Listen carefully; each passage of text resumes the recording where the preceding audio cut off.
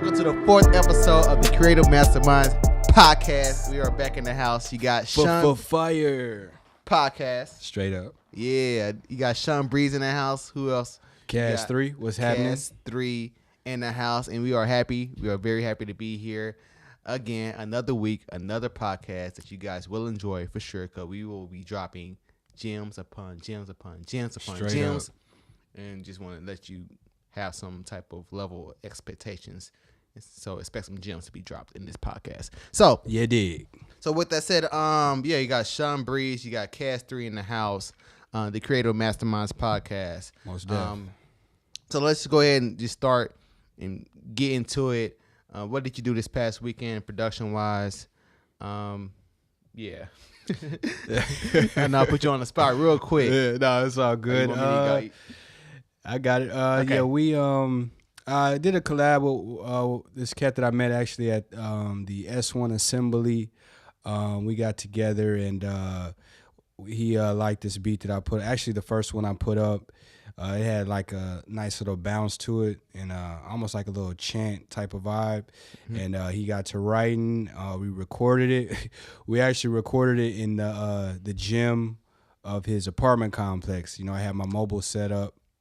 So we went over there and knocked that out, and well, okay, wait, that's interesting. Yeah. So how do you like block people from coming in? Because it's a public place, right? And yeah, but see, we did it at night, so it wasn't nobody. Okay. Yeah, this was like around midnight, or it was on Monday. Yeah. Okay. Yeah. Well, okay, good stuff though. That's crazy. Yeah, so it was at night, and we got in there, laid it down. It was good vibes.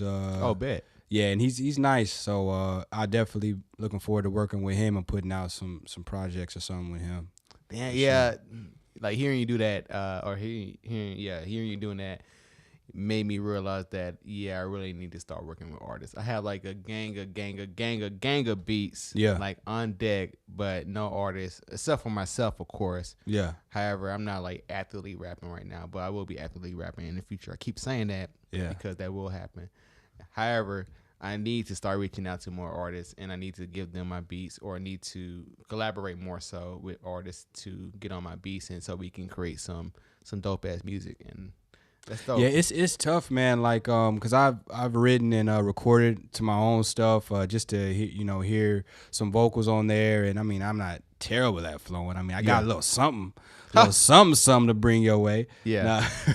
But it's hard for me to do both. Like I would rather, produce and tackle that, and then if I'm going to record, then maybe record it somebody else's. Or it's probably easier when you have other people with you when you're collabing. But doing it by yourself, just in the in the studio, locked in a room, doing it all by yourself, it's just tough. It's tough. Absolutely, because a lot of times, I'll say for myself, I'll get into a analysis paralysis type of situation. While when you have like a other person in the room, they're like, no, that's it. That's the one. And like, it kind of helps for me, like the creative process go more smoothly, because sometimes I can get stuck in analysis paralysis where I will analyze something over and over. Just the snare. And I'm like, this is not how. Like, and then it's just nice at times to have another person there like, no, you're tripping right now. That snare's fire, that melody's fire. Just arrange it and put it out, or arrange it and let me hop on this beat. You're good. I think that's one of the major issues with producers in general, that we kind of sometimes get into our own head and we just overproduce things. And so having that extra person there to make sure to kind of give their feedback as to how you're doing production wise, and saying, all right, that's a solid beat there. You're good right there. You don't need to add anything else. Like I kind of witnessed that situation when I went to the producer beat camp in Dallas. Yeah, where this producer, he was working on something, but this other producer came, Jay Oliver. He came to check out his work, and the dude was like, oh yeah, well I'm about to add this synth here, and Jay Oliver like, well let me just listen to it now. And Jay Oliver, after listening to it, he was like, it sounds good. It's good. You're good. You don't need anything else. It's good. It's solid. Then like, okay. So let some good. Other ears hear it, and two brains are better than one. So that's true. Oh, actually, I would like to do like a quick side story, because I think this proves to the point, like how like extra ears are just extra opinions, or sometimes how we ourselves are overly critical on ourselves. Here's an example. Like when I cook, I have these meals in mind. Like, oh, it's gonna taste like X, Y, and Z. It's gonna taste like super fire fuego. But sometimes, not a lot of times. Sometimes it comes out not as great as I had in mind. However, my significant other be like, "What are you talking about? This is fire." And I'm like, okay, if you say so, but it's not what I had in mind. But she liked it. And it was funny, like yesterday, it had like a role reversal where she was cooking and she had a meal that I thought was fire and fuego, but she was disappointed in the meal. And I took it at that moment like, oh, it's just like with beat production. Like, I can create a beat and think that shit is like trash and whack. However, to other people, like, that's fire, that's good. And I hear a lot of stories a lot of times where the beat that you think is trash and whack ends up going to be like the biggest beat ever that changes your life. So yeah, it's the taste, man. You know, as you're saying in the kitchen, but it's the taste with music and probably, I mean, majority of industries is to the liking of the customer or the you know, the consumer. So. Yeah, I did that. I say for me, production wise this week, I didn't do too much. I mainly focused on creating my website, SeanBreeze.com, which is going to be online within a few weeks. Check it. Make sure you guys check that out. However, on Saturday, I did get back into music production. I actually did some music production in Logic. I know I spoke about it earlier in the podcast in the first episode, if I remember correctly, about like my struggles with Logic and how I found it to be difficult to create at times or just to be efficient in Logic. However, that issue has been resolved. I learned something. I learned how to basically have one instrument and have multiple MIDI notes control that one instrument and make it like actually have it where it's done easily. I know it sounds like something that's so simple. I'm pretty sure some people figured it out like extra easy, but for some reason it was like difficult for me to figure it out initially when I was working within Logic. Yeah. So learning that thing actually has changed everything how I felt about Logic. I actually like Logic a lot now, and I'm becoming more intuitive in it. Like also I like the feature that it has where they have take folders where you can just set up a loop, right? And you can just basically freestyle, improvise how many times you want to. And every time it goes to that loop, it'll create a new take for you. And then so you can just freestyle and play around till you create a loop that you like. And then just take that last take or whatever take it is and then make that the main take. And then you're good to go. And so that's another game changer for me. So I might be switching over to, or not switching over, but I probably will be using Logic in the near future. I already made like 2 beats within Logic. And so you use Ableton and Logic, or you use any other ones? I use Reason as well. I made a beat on Reason maybe the week before last, possibly. I'm pretty sure for the most part I'm just going to stick with Ableton and hammer that out and try to master that. And then flip between Logic at times too. So yeah, cool. Yeah, Ableton's killing the game. I'm Studio One gang, but oh yeah, for sure. Everybody, you know, is talking about the Ableton, the push, live push, all that. But yeah. So yeah, that's our week in general in music production. So yeah. With that said, I'm gonna talk about how they become better at creating. Actually, what I had in mind is like some things that I learned or I'm more so trying to implement in my life. One of the main things that I learned or like that's really on my mind now is the fact that like I stated before, sometimes I get an analysis paralysis where I will analyze something over and over and over and over again. And I just don't decide. Yeah. And I've been watching like some Gary Vee videos, and I'm pretty sure you guys have seen Gary Vee. He's a pretty big guy, but if you don't know him, he's a entrepreneur, motivator, all that jazz. I was watching his videos this week, and I felt like a super duper scrub, a super duper bum. And he made me realize that a lot of times I just be procrastinating. I be like, me being indecisive is like a form of procrastination. Yeah, and for sure. Once that bell rung off in my mind, like, oh shoot, I'm just being mad. I'm procrastinating crazy. And also, what's funny about it, I'm currently reading Think and Grow Rich. And in the book, there's a chapter about decisiveness. And how important it is just to decide. and then just move forward. Yeah. And so with that, I've been like in a total mind shift mode where I'm like no longer trying to wait to make a decision or just wait for everything to become clear. I make smart decisions, of course, but it's no more analysis paralysis. I analyze it, then like, okay, this is the best bet, I think. Let me rock with it. If it's not, then I'll switch up as I go. And so I'll say that for now. I have a story to tie into it, but you can go ahead and you have anything to say about that, Cass? I would say sometimes it's better to just leap or just pick something and go with it, because you will find your way. It may be a different destination, or you will get to that destination, but you have to, no matter what you pick, you need to go forward with that, and you will find your way, over time. But you need to get started and, research or whatever you need to get started, and then you got to act. You got to have action. That's true. Because it's even like with at the S1 assembly, it made me think of that, where he went over pretty much a tree where he broke down how he got his placements with so many different artists, and the map of how it happened, and the networking and all that.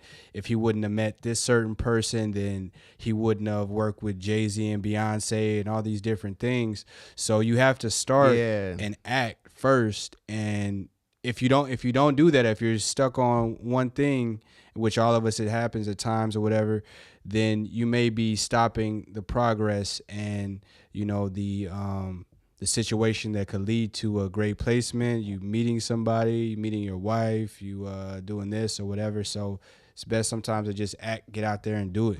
Action speaks louder than words, they say. So that's true. I definitely believe that in action that a person does is they're basically creating that cog in their journey wheel, if you want to say that, where all right, you're at this point where you can't really move forward unless you make the decision towards something. I know it sounds very vague, but I'm a true believer that like a lot of times I have things in my mind. Like a good example of what is, I'm supposed to have been bought like a new camera for like the business. However, I've been, for some reason, been procrastinating on doing that. And I feel like, me doing that, me procrastinating and holding out is like me blocking my blessings to a certain degree.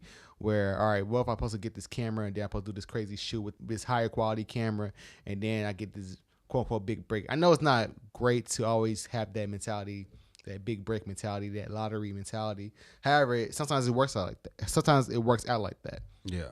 And so, it's best to just, I'm learning it's best to really start to get out my own way and actually just start acting, actually doing things. And so the story that I had lined up like in association with this is the story about Mission Impossible Fallout. I saw that yesterday with my fiance. It was pretty cool. It's a pretty cool movie in general. And I just want to highlight the character Ethan Hunt. If you're not familiar with Mission Impossible, it's about this character, Ethan Hunt. He's like a special agent, super duper guy or whatever. Basically like the American James Bond, essentially. That's what it is. And so Ethan Hunt character within the movie, I liked his character a lot because he was a person, his character will always make a decision before he actually had a full-on plan on how he was going to achieve what he wanted to achieve. Like, for example, there was a moment, it's not really a spoiler, they kind of give you the scenario in the beginning of the movie about this bomb scenario where basically there's going to be a bomb that's going to go off and that could go off. And of course, he as the super agent, he must stop the bomb from going off, like the same scenario in many movies. And so this is, so at the end, and towards the end or whatever, this is the big hoorah where he has to chase the villain to stop the bomb from going off. And the scenario was this, it was just crazy. So basically, the villain that he was chasing is in a helicopter, and the helicopter has already lifted and gone, right? And so, but there's a second helicopter there with some more villains inside of it. And so Ethan Hunt sees that situation like, all right, I'm gonna go get the detonator because I need to get the detonator to stop the bomb from going off. And they were like, well, how the hell are you gonna get the detonator? You're gonna have to first have to hijack the helicopter and then beat the people up in the helicopter and then chase the other helicopter and then do some crazy stuff to get into, like, how you gonna do it? You're like, I'll figure it out. That's what he said. That's all he said. I figured it out. Yeah. And at that moment, and he did it multiple times throughout the movie. But at that moment, I just like, damn, that's like such a real thing in life where, and many times you gotta make a decision and then give yourself the chance to figure it out and really allow your own intelligence, your brain that God has given you, that you've been blessed with, and your talents and your skills. Give yourself a chance to figure it out. You can do it. You can do it as long as you believe yourself. You can do it. Do it like that. Just figure it out. You fail, okay, whatever. You figure it out as you go. And so with that, I just I know it's like a crazy lesson to learn from a random blockbuster movie, but it was so in alignment with the week I was having about me being so damn indecisive. It was like a nice little message capstone. Yeah, message capstone. And so light bulb moment. Yeah, for sure. Yeah. And so yeah, that's all. That's the game I wanted to just drop. About that. And so what do you have to say about like becoming better at creating, or what have you learned more so this week that helped you become a better creator, you would say? As y'all know, or maybe not, but if you haven't been listening, if you have, then you know I'm like on that Bruce Lee The Warrior Within book, and got some good ideas and information from there. It's about cultivating things and you know, pretty much applying that to your life. And it had 3 stages to it. One is the primitive stage, and that's like the innocence, the beginning stage, and it could be I thought of it as production, but it could be thought as fighting style or whatever. That's kind of how he was relaying the message. But it's the beginning stage where you're just, you know, free of any confinement, and you're just trying new things, and you haven't been taught or learned. You don't really have advanced knowledge or even intermediate knowledge. You're a beginner, so you just stepping out there doing it. So that's the first stage, the primitive stage. And then you move on to the second stage, which is sophistication. And that's where you are learning, and you are kind of confined to a system and to a program of learning it, where you get your skills up. Like with boxing, you get a trainer, and you're starting to jab, you're starting to do your 1, 2, 3, 4, you're starting to jump rope a certain amount to get your balance. You're doing all this. And with production, it's also the same way. You know, you are learning where your snares are hidden, you know, about the kick drum, the hi-hats, and different instruments, the synths. You know, you're learning how to manipulate them and do some sound design maybe, and different things like that.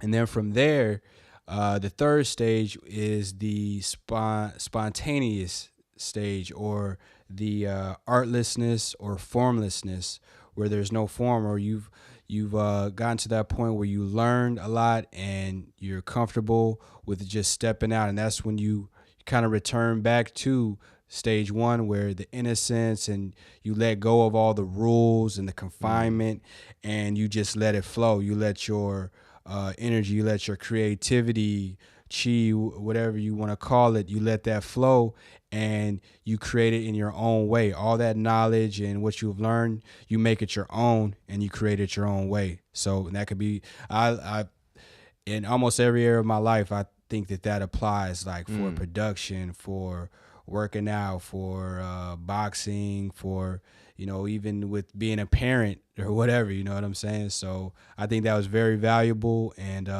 shout out to Bruce Lee and his daughter Shannon Lee, because that book is fire. That's good, man. Sounds like pretty fuego. Okay. Yeah. Shoot, man. I just had a blank out moment, because I was going to piggyback on what you just said about the formlessness, that last stage. The formlessness, and in the importance of, like, I'll speak about my process.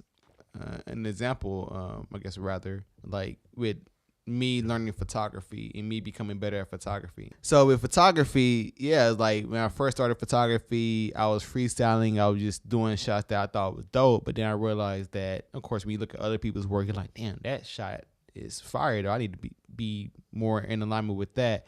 And so I got into the part where I started to learn the technical part of it. Then I got to a point where, I became more freeform. And I just want to speak to the point or the importance of not being stuck in that whole rule-based thing where you feel like you have to follow the rules of whatever world you're creating. Like, for instance, with music, like a lot of times I think we trap ourselves creatively by following the rules a little bit too much. We don't give ourselves that leeway to be like, hey, why don't I put the snare?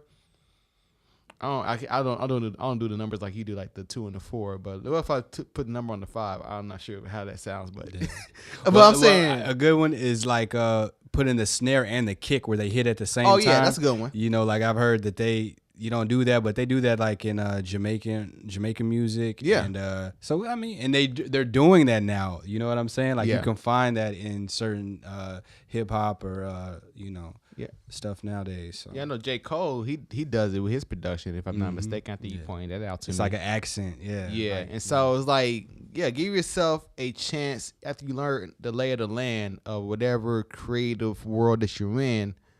Give yourself the chance to innovate.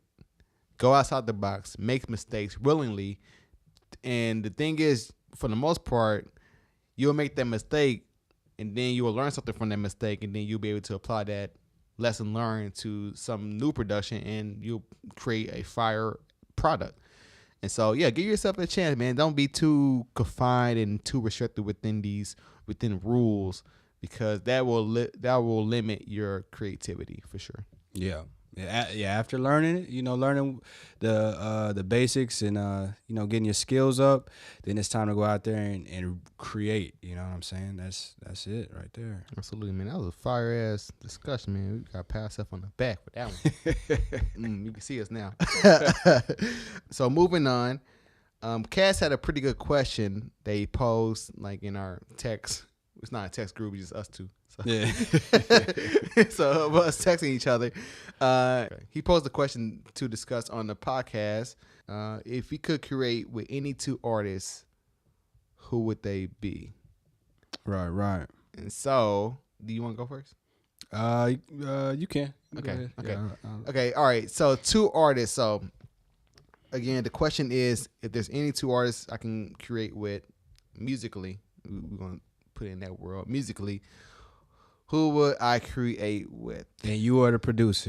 I am the producer. Yeah, you producing. And I am the producer. I would say Rick Ross. The reason why is because I love his ear. His ear for production is pretty solid. His beats has layers to it that I really do appreciate. That the beats that he select. And so, I think he'll push me to get out of my standard trap box that I was currently in. I think I'm moving away from it. Mm-hmm. But I think he will push me to get out of that box, and I would like that challenge. So I'll say Rick Ross. Are we saying that they're on the same song together? Or on the same song. Yeah, just one song together, collabing. And I guess this worked too. So I'll say Jay-Z then. Jay-Z Gotcha. then too, because I think he has impeccable ear as well. And so, it's like making a situation where I can really benefit from, working with these 2 artists, because I'm working with 2 legendary artists, I would say, who have great ears for music. And I think they will actually push me to create some fires, something that's better than what I'm currently making. What about you? For me, I'm thinking I would go with a female R&B singer. Oh, you may be sexist. Or a female singer, like, cause I want it to be a singer on there, and then a rapper. Oh, okay, and, that's fire. That's that would be my ideal like song to make. You know what I'm saying? To have both of those elements. So, ladies first, I would. This was a tough one because I was thinking like do somebody recent, but she's only done 1 song that I really know of, so I don't know how the song is pretty tight. But Ella Mai, yeah. Really? Yeah. I was thinking I was gonna go with her first, but I was like, funny. nah, I'm not, because she her resume. I haven't really heard anything else, but Yeah. the song is pretty dope, and I've heard some of on Instagram and stuff, so she could definitely sing. But I'll go with Adele. Oh wow. Yeah. Okay. Adele. All right. Yeah. You want So- you want them 20 million, Yeah. 1 billion streams Yeah. in 1 hour. You Hey, want she that? she bring that soul too. Okay, and this okay. song wouldn't be about crying about how Wouldn't be about crying. how she been done wrong and all Yeah, that. yeah. You know, it would be a That's up funny. tempo beat a little Okay. bit. You know what I'm saying? So get her out of her normal. Oh. You know, her normal style of stuff. So her, and that's just because she's dope. She got a soulful voice, and she's killing the game right now. But like I said, it would be more of a positive, up tempo type of beat. And then for the rapper, 3 Stacks, Andre 3 Stacks. I bet he's still been recording, but he hasn't put absolutely. anything out. So it's like he's been, kind of retirement, sitting back watching the game. But I would love to get in the studio with him and Adele, put a track together with them. That would be fire, because both of them would kill it. That's very out the box. Mine sounded very formulaic. However, I know my choices were more so like because I was selfish because I want to become better as a producer. I mean, like for real though, because like, That's just I those think are they your would- top rappers and yeah, stuff. Yeah, because so. I would say like I'm not sure you heard about this, but like in the old Rockefeller days, Jay-Z Rockefeller days, they would have like these different beat contests at the studios, or I forgot what it was. Either like on Tuesday or Wednesday, they had like some type of special beat session where all the producers would come in and they supposed to play their most bangingest beat. And then if their beat ain't banging, they'll laugh that dude out the room. Like, that's trash. Get out of here. You trash. Especially with Dame Dash there. He roasted the hell out of many producers. I'm pretty sure Kanye West cried in many corners. But nah. But I'm just saying in general though, like that's like hella pressure. And that will make you go back into the studio like, nah, I'm gonna put this work in and Bring some make sure fire. that this is some fire that I'm putting in these speakers. Yep. And that is not deniable. That's not deniable. All right, that's cool. That's fire. Okay. All right, so now we at the segment where we talk about our top 5. And so this is like a segment that Cast 3 created. But Cast, can you, I guess, elaborate more about the segment top 5 and like what it is and what it's supposed to be? Yeah, go ahead. Every podcast we'll be doing our top 5s, and we'll have a subject for that, and then lay it out 1 through 5 what our top are. Cool. I like that. And so, yeah, for this week, our top 5 discussion is going to be centered around the top 5 VSTs that we use. And I went first last time, and so you can go first this time. All right. So Go ahead. top 5. Let's see. Serum definitely be one. This is not a one. Not in order. Yeah, not in order. Just throwing them out there. Serum is a dope synth. It's very user friendly, and it actually I think it'll help you learn how to use other synths and stuff that may be more difficult and look like a jigsaw puzzle or something. Yeah. So Serum. Oh, well, I would say like, yeah, Serum is easy because it's visually appeasing. It's very visual. Right. And so if you're a visual person, it's rather easy to get into than other synths. Other synths seems like a lot of times cluttered. So I'll just say that. For sure. And another one would be Keyscape. And that has really plush sound, piano and keyboard sounds and many different varieties. And you can manipulate them also like a synth or like a Serum similarly. But so it's Keyscape. I love that. The sounds are real plush and sound almost like a real piano. Of course, a VST is an imitation or whatever, so you want to get them to sound as much like the real instrument as you can, and Keyscape is definitely dope. And then from there, let's see. what would be another one? Hmm. Any Uh, drums? um, is it? Are we saying sound packs too, You do sound or packs? okay? Any? Yeah, Sound okay. packs? Yeah, I use Jules Jaden. He's got Hmm. some dope drum packs. What was one of them that I use? It's gold. Yeah, it might be black gold 5 or something like that. I have that. Okay. That goes hard. Then he has another one, Trap Love. That one's pretty dope. It's got some dope drum sounds in there. Oh yeah, that's what I need to do. I need to do that. Okay. And Do my drums. Akai VIP is pretty dope. It What's has it came with the keyboard that I have, and it's a not really a VST, but it's a program that they have, and you can use it as a VST in Studio One. So with all these, you can make them as a VST pretty much and use them, Okay. or through the sampler or through, putting them on an instrument, or because even with Serum, you can I can put that on top of Keyscape. I can put it on Keyscape and then manipulate the sound and alter it through the Serum, through the Serum oscillators and knobs and stuff.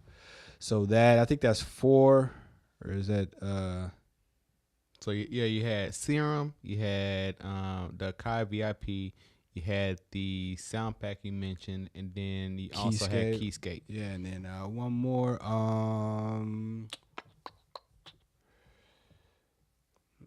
What was one of the latest ones I got? Yeah, take your time. I'm thinking about my top 5 right now. So Yes.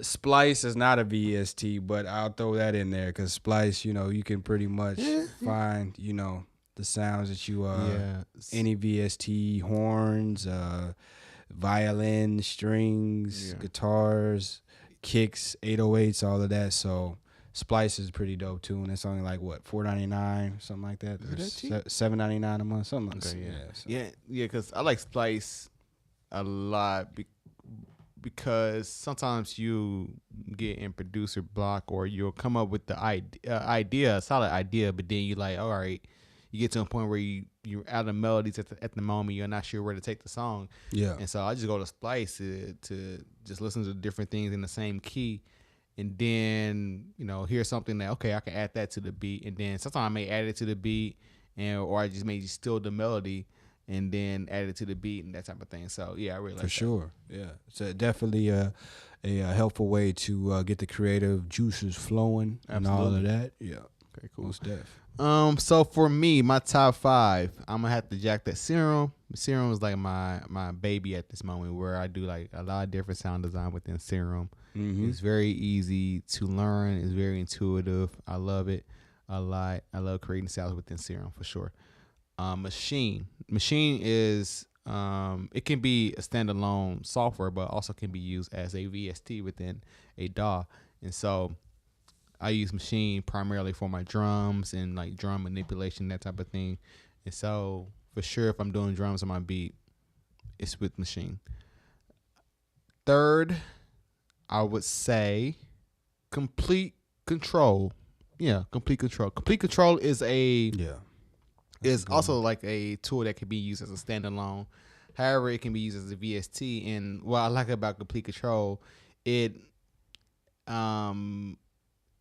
interacts with my Complete Control keyboard S61, and you need that keyboard to actually interact with that particular VST. But however, and so how I use Complete Control, since I'm not musically knowledgeable about like theory and how or all the keys and all the scales, you can use the Complete Control software to help you out with that, where you can make it where the keyboard lights up certain keys that are in the scale, and so you can easily just find the proper keys and you can work out your melodies. I use that a lot of times with my beats, especially like within Ableton, because it just helps me just already know what keys to push, and I can easily create melodies within that, and with that. And so Complete Control. That's a solid one. What else? I say Anna. I can't remember who makes it, but it's called Anna. I think it's Anna 2, the one I have, if I'm not mistaken. However, it's like it's a very good VST with a lot of different sounds. The sound it sounds very, very good. Very polished, very plush, as you would say. I like the pads that Anna has. I use it a lot whenever I make these very mellow melodic beats. I make a lot of mellow melodic beats a lot of times. It's just my thing. And so Anna 2, that's pretty fire. And the final one, it's a piano in the Arturia, Arturia. I think that's how you spell it. However, they have like a suite of different like VSTs, and within the VST they have like this piano. I think it's called like just Piano V2, like Piano version 2. And I use that basically with all my beats, mainly to help me get the ideas on my beats out, and then I'll usually kind of switch up the different VSTs, or I may keep the keys there and let it rock out. So yeah, but that's my top 5 VSTs that I use at this moment. Dope. Cool. All right. So with that said, that is the Creative Masterminds podcast. So again, who do we have in the house? Cast 3, what's happening? Yep, and you got Sean Breeze, yours truly. And yeah, this is the Creative Mastermind podcast. Make sure you check us out on SoundCloud, the Creative Masterminds. Believe that. Yeah. I'm pretty sure that's the name of it. That's on SoundCloud. Mm-hmm. We also have a YouTube channel, the Creative Masterminds. I gotta make sure I check this stuff out. But if it's not correct, I'll make sure I put it in the video somewhere. And so the Creative Masterminds, and also we have a website as well. It's not up. I'm gonna work on that, we're gonna work on that in the upcoming weeks, and we're gonna get that out there to the world. Definitely, yeah. And we also have a social media page. It's on Instagram. I think it's the Creative Masterminds as well. And what's your personal or your Instagram? Yeah, you can reach me on Instagram, CAS_THREE. Yep. IG. And me is at Sean Breeze.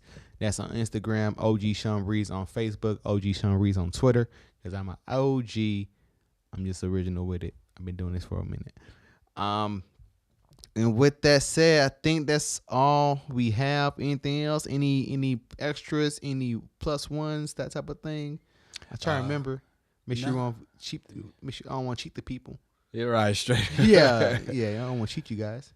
Yeah, I think that's pretty much it. Yeah. Cool, bet. And so with that said, again, this is the Creative Masterminds podcast. Thank you guys for tuning in. Make sure you subscribe and like on all these different platforms you see us on. Yeah. And continue to show us love. We love feedback too. Make sure you put comments and just comment. Hey, this is cool here. Oh, hey, this is trash here. Yeah, we don't care. We just want to be better, and we also just want to make sure that we are doing what we can to help the creative world and all the different creators within the creative world. For sure. And yeah, so y'all create more, destroy less out there. Bang, bang. Absolutely. With that, peace out, guys. Much love. Love and positivity. Peace out. Allah.